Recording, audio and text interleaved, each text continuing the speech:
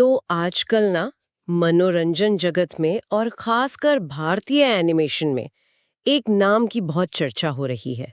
Baahubali the eternal war. इसने काफी उम्मीदें जगा दी हैं।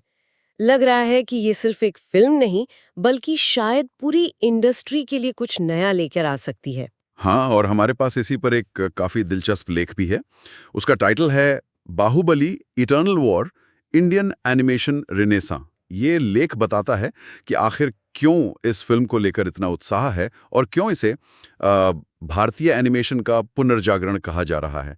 तो आज हम इसी लेख के जरिए थोड़ा गहराई में उतरते हैं, समझते हैं कि आखिर इस आने वाली एनिमेटेड फिल्म में ऐसा क्या खास है।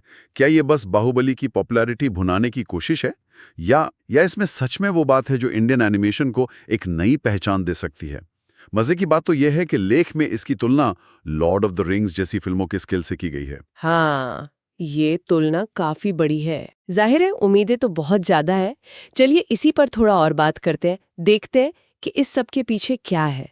लेख की शुरुआत ही इसी बात से होती है कि भाई जो बज़ है वो असली है, हाइप बहुत ज्यादा है।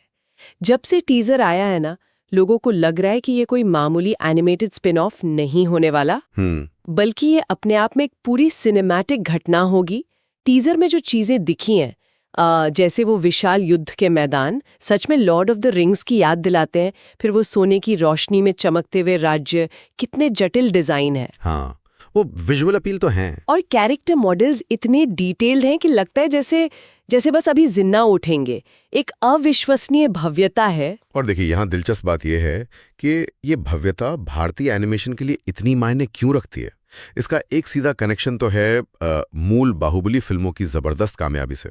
उसने भारतीय सिनेमा के लिए एक नया लेवल सेट किया था, है ना? बिल्कुल। लेकिन एनिमेशन कहानी कहने का ये जो तरीका है, इसमें इस भव्यता को एक ऐसे स्केल पर ले जाने की क्षमता है जिसकी कल्पना शायद लाइव एक्शन में करना या तो बहुत मुश्किल होता या फिर बहुत ही ज्यादा महंगा। अच्छा। तो ये सिर्फ दिखने में अच्छे विजुअल्स नहीं है, ये एक महत्वाकांक्षा का बयान है। ये दिखाता है कि भारतीय कहानीकार और एनिमेटर अब कितना बड़ा सोच रहे हैं और उसे कर दिखाने का दम रखते हैं। मतलब एनिमेशन यहाँ सिर्फ एक चॉइस नहीं बल्कि शायद कहानी की मांग भी है, उस विशालता को दिखाने के लिए जो बाहुबली यूनिवर्स में है। हाँ, एक तरह से कह सकते हैं। लेकिन सिर्फ भव्यता से तो काम नहीं चलता। कहानी का क्या, उसे लेकर भी बहुत उत्सुकता है, पर उसे छुपाकर रखा गया है। क्या सुनने में आ रहा है? हाँ, कहानी पर तो काफी पर्दा रखा गया है। अटकलें कई तरह की हैं, जैसा लेख भी बताता है। एक तो ये कि कहानी शायद हमें महिष्मती के उस पुराने वक्त में ले जाए जो अमरेंद्र बाहुबली के समय से भी बहुत पहले का है। हो सकता है ये उस बड़े युद्ध की कहानी हो जिसने महिष्मती की किस्मत तय की थी, या फिर एक और संभावना ये है कि ये कई पीढ़ियों तक चलने वाले किसी संघर्ष की कहानी हो, एक महागाथा। पीढ़ियों तक चलने वाली? ये तो दिलचस्प है। तो क्या हम बाहुबली वंश की शुरुआत देख सकते हैं या उससे भी पहले के लोग? बिल्कुल, ये संभव है। और लेख में इस बात का भी जिक्र है कि कुछ अफवाहें ये भी कह रही हैं कि हम बाहुबली की जो विरासत है उसकी आध्यात्मिक और पौराणिक जड़ों में और गहरे उतर सकते हैं। अच्छा। शायद कहानी धर्म और अधर्म के बीच का जो वो शाश्वत संघर्ष होता है या ब्रह्मांडीय संतुलन जैसे विषयों को भी छुए। अगर ऐसा हुआ तो ये कहानी को एक बहुत ही अलग, मतलब दार्शनिक लेवल दे सकता है। हाँ, ये तो फिर सिर्फ एक एक्शन फिल्म से कहीं ज्यादा हो जाएगी। लेकिन इसमें एक डर भी तो है कि कहीं कहानी बहुत ज्यादा भारी या जटिल ना हो जाए, खासकर अगर ग्लोबल ऑडियंस को भी ध्यान में रख रहे हैं तो। देखिए, ये सवाल तो जायज है, पर यहीं पर बाहुबली की जो असली ताकत थी वो काम आती है। उसकी आत्मा ही क्या थी? पौराणिक कथाएं, मानवीय भावनाएं और कुछ दार्शनिक विचार, इनका एक मिला-जुला रूप। मूल फिल्मों ने भी सिर्फ एक्शन नहीं दिखाया था, उनमें कर्तव्य, त्याग, न्याय, महत्वाकांक्षा, धोखा, ये सब यूनिवर्सल थीम्स हैं, है ना? हाँ बिल्कुल, बहुत गहराई थी उनमें। तो अगर ये एनिमेटेड फिल्म भी उन्हीं जड़ों और विरासत को एक्सप्लोर करती है तो ये कहानी को सिर्फ बड़ा नहीं बनाएगी बल्कि और गहरा और रिलेटेबल बनाएगी। ये सिर्फ एंटरटेनमेंट नहीं रह जाएगा, फिर ये कैरेक्टर्स को, उनके मोटिवेशंस को, उनके आदर्शों को समझने की कोशिश बन जाएगी। हाँ, बैलेंस बनाना जरूरी होगा, लेकिन जो पोटेंशियल है वो बहुत रोमांचक है। सही कहा, बैलेंस बहुत जरूरी होगा। चलिए अब वापस विजुअल्स पर आते हैं, क्योंकि उनकी बात सबसे ज्यादा हो रही है। लेख में एनिमेशन को वर्ल्ड क्लास कहा गया है। इसका क्या मतलब समझे? सिर्फ अच्छी क्वालिटी या कुछ और भी? वर्ल्ड क्लास ये यहाँ सिर्फ एक तारीफ का शब्द नहीं है, ये एक स्टैंडर्ड बता रहा है। लेख कहता है कि एनिमेशन में जो मूवमेंट है वो एकदम स्मूथ है, फ्लूइड, कैमरा एंगल सिनेमैटिक हैं, मतलब जैसे हम बड़ी हॉलीवुड फिल्मों में देखते हैं। और लाइटिंग का इस्तेमाल वो इस तरह से किया गया है कि हर फ्रेम जैसे कोई पेंटिंग हो। इसमें सिर्फ टेक्निक नहीं, आर्ट भी है। लेख में कुछ उदाहरण भी दिए हैं क्या? जैसे किन चीजों से ये आर्ट दिखती है? हाँ, लेख में झरनों के सीन से लेकर आग की लपटों वाले युद्ध के मैदानों तक का जिक्र है। बताया गया है कि रंगों का इस्तेमाल, टेक्सचर, मतलब चीजों की सतह कैसी दिखती है, और माहौल बनाने के लिए लाइट का प्रयोग, ये सब मिलकर दिखाते हैं कि भारतीय स्टूडियोज टेक्निकली और आर्टिस्टिकली कितने मैच्योर हो गए। अच्छा। लेख के मुताबिक वो पुराने दिन अब गए जब इंडियन एनिमेशन का मतलब होता था थोड़ा कड़ा, रोबोट जैसा मूवमेंट और फ्लैट दिखने वाले टेक्सचर। अब ये फिल्म इमोशन से भरपूर, लगभग फोटो रियलिस्टिक एनिमेशन का वादा कर रही है। फोटो रियलिस्टिक एनिमेशन, ये शब्द थोड़ा भारी लगता है। क्या मतलब बिल्कुल असली जैसा दिखेगा? जरूरी नहीं कि एकदम असली जैसा हो, पर फोटो रियलिज्म का मतलब है कि लाइट, शैडो, टेक्सचर और किरदारों की बनावट में वास्तविकता का गहरा एहसास होगा। ये इसलिए महत्वपूर्ण है क्योंकि ये दिखाता है कि भारतीय स्टूडियो अब सिर्फ वो पारंपरिक कार्टून स्टाइल तक ही सीमित नहीं है। वे अब जटिल, विश्वसनीय और दिखने में बहुत ही आकर्षक विजुअल्स बनाने में भी माहिर हो रहे हैं, जो दुनिया में किसी से कम नहीं। हाँ, ये तकनीकी छलांग तो जरूरी है। और ये दर्शकों को कहानी में और गहराई से इन्वॉल्व होने में मदद करती है। और इसी वजह से लेख इसकी तुलना पिक्सार, ड्रीमवर्क्स या जापान के स्टूडियो यूफोटेबल जैसे बड़े नामों से कर रहा है। हाँ, और अगर हम इसे बड़े पिक्चर में देखें तो ये तुलना सिर्फ तारीफ नहीं है, ये एक बहुत बड़े बदलाव का संकेत है। सालों तक, जैसा लेख में भी कहा गया है, भारतीय एनिमेशन इंडस्ट्री को ज्यादातर वेस्टर्न स्टूडियोज के लिए सपोर्ट वर्क करने वाली इंडस्ट्री माना जाता था, एक आउटसोर्सिंग हब। अच्छा। बहुत सारा काम यहाँ होता था, पर अक्सर दूसरों के प्रोजेक्ट्स के लिए। मतलब हम दूसरों की फिल्मों के छोटे मोटे काम कर रहे थे, अपनी बड़ी फिल्म नहीं बना रहे थे। हाँ, कुछ हद तक ऐसा कह सकते हैं, लेकिन ये फिल्म अपने स्केल, अपनी महत्वाकांक्षा और जो क्वालिटी दिख रही है उसके साथ ये दिखाती है कि अब हालात बदल रहे हैं। ये सिर्फ टेक्नोलॉजी में तरक्की नहीं है, ये क्रिएटिव कॉन्फिडेंस का भी प्रतीक है। हाँ। ये दिखाता है कि भारतीय स्टूडियोज अब ओरिजिनल, जटिल और हाई क्वालिटी कंटेंट बनाने में सक्षम हो रहे हैं। ऐसा कंटेंट जो सिर्फ भारत में नहीं, दुनिया भर के दर्शकों को पसंद आ सकता है।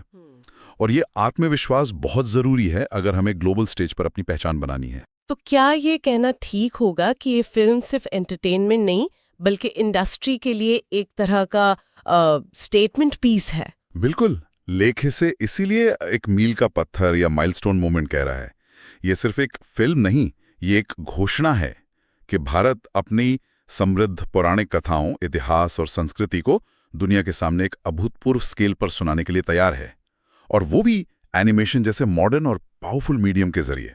ये उस सोच को चैलेंज करती है कि बड़े महाकाव्य सिर्फ लाइव एक्शन में ही बन सकते हैं। और अगर से फिल्म सच में वो सब कर दिखाती है जिसका वादा लग रहा है, मतलब वो बड़ा सिनेमैटिक स्केल, इमोशनल कहानी और टॉप क्लास एनिमेशन, तो क्या ये वाकई भारतीय एनिमेटेड सिनेमा के लिए एक स्वर्णिम युग ला सकती है?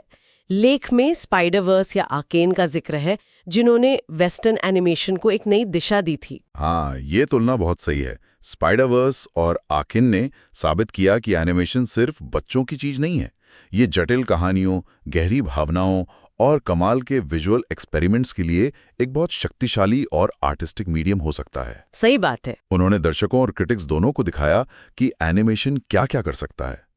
अगर Baahubali the eternal war Bharat में कुछ ऐसा ही असर डाल पाती है, तो ये न सिर्फ दर्शकों का एनिमेशन को देखने का नजरिया बदलेगी, बल्कि पूरी इंडस्ट्री को एक नई एनर्जी और डायरेक्शन देगी। सोचिए तो जरा, अगर ये सफल होती है तो इसका कितना बड़ा असर हो सकता है इंडस्ट्री पर। शायद नए स्टूडियोज को हौसला मिले, इन्वेस्टर्स का भरोसा बढ़े, वो एनिमेशन में ज्यादा पैसा लगाने को तैयार हों। और सबसे बड़ी बात, टैलेंटेड कहानीकारों, आर्टिस्ट्स, एनिमेटर्स को अपने बड़े और ओरिजिनल आइडियाज पर काम करने का मौका मिले, एक प्लेटफॉर्म मिले। ये तो वाकई पूरा इकोसिस्टम बदल सकता है। हाँ, बिल्कुल। ये सिर्फ एक फिल्म की कामयाबी नहीं होगी, ये पूरी इंडस्ट्री के लिए नए दरवाजे खोल सकती है। ये साबित कर सकती है कि भारत में वर्ल्ड क्लास एनिमेशन बनाने का टैलेंट, टेक्नोलॉजी और क्रिएटिव विजन मौजूद है।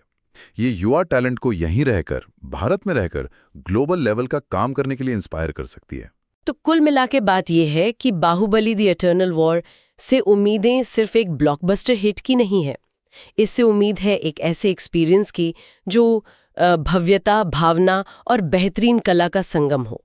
जैसा लेख कहता है, ये सिर्फ एक फिल्म नहीं, ये भारत के शानदार पौराणिक अतीत और उसके रोशन डिजिटल भविष्य के बीच एक पुल बनने जा रही है।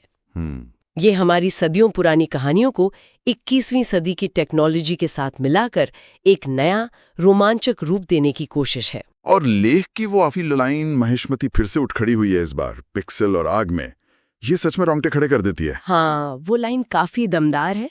ये उस पैशन, उस महत्वाकांक्षा और उस उम्मीद को दिखाती है जो इस प्रोजेक्ट के साथ जुड़ी हुई है। ये सिर्फ एक शहर का दोबारा बनना नहीं, बल्कि शायद भारतीय एनिमेशन के एक नए दौर का प्रतीक है। तो आज की इस बातचीत से ये तो बिल्कुल साफ है कि बाहुबली द इटर्नल वॉर सिर्फ एक मोस्ट अवेटेड फिल्म नहीं है, बल्कि ये भारतीय एनिमेशन इंडस्ट्री के लिए एक बहुत बड़ा, एक संभावित रूप से परिवर्तन लाने वाला मोड़ है। ये हमारी जो महाकाव्य कहने की परंपरा है, उसको लेटेस्ट विजुअल टेक्नोलॉजी और ग्लोबल एम्बिशन के साथ जोड़ने की एक हिम्मत भरी कोशिश है। ये सिर्फ बाहुबली यूनिवर्स का एक्सपेंशन नहीं है, ये भारतीय क्रिएटिविटी की जो अपार संभावना है, उनका एक पावरफुल प्रदर्शन भी हो सकता है।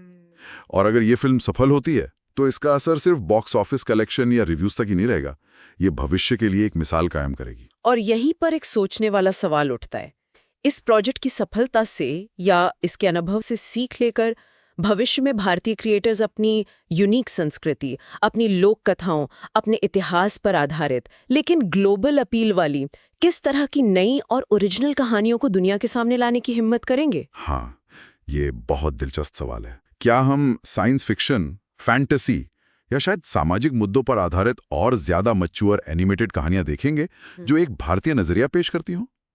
इस फिल्म की जो विरासत होगी, वो शायद आने वाले कई सालों तक भारतीय एनिमेशन की दिशा को प्रभावित करती रहेगी। इस पर सोचना वाकई दिलचस्प होगा।